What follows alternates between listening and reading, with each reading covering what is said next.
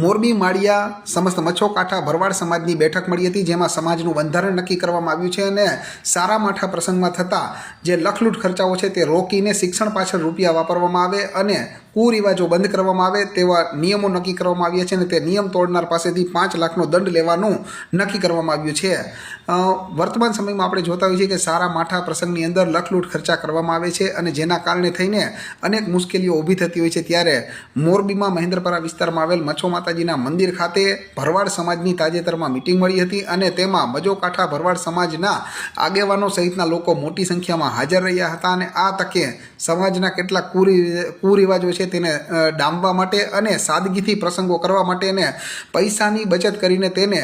શિક્ષણ પાછળ વાપરવા માટેના કેટલાક 22 જેટલા નિયમો બનાવવામાં આવ્યા છે અને આ નિયમોને સર્વાનુમતે નક્કી કરીને તેની અમલવારી 20/1/2026 થી જ શરૂ કરવામાં આવી છે અને આ બંધારણનો ભંગ કરનાર વ્યક્તિ પાસેથી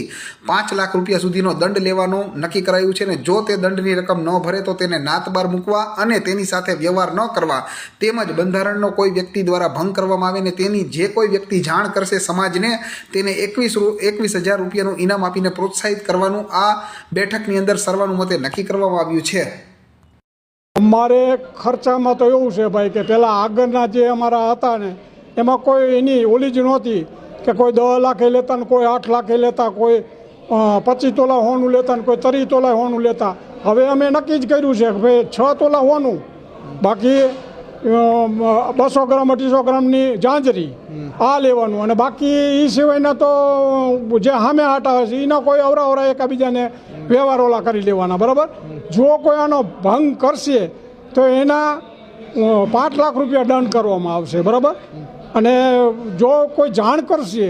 એને અમે પ્રોત્સાહન કરશું ને 21,000 રૂપિયા ઇનામ આપશું કે ભાઈ આને સાના બાનાને પૈસા લીધા તો અમે એ કરશું।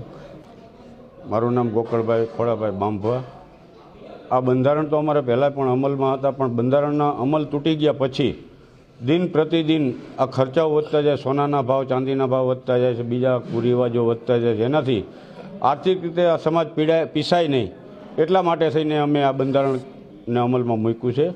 બીજું, આ બંધારણની અંદરથી જે કાંઈ દબાદંડના જો બંધારણનો અમલ તોડે અને જે કાંઈ દંડનીય કાર્યવાહીના પૈસા આવે એ પૈસા અમારે શિક્ષણ કાર્ય પાછળ જ ખર્ચવાના છે।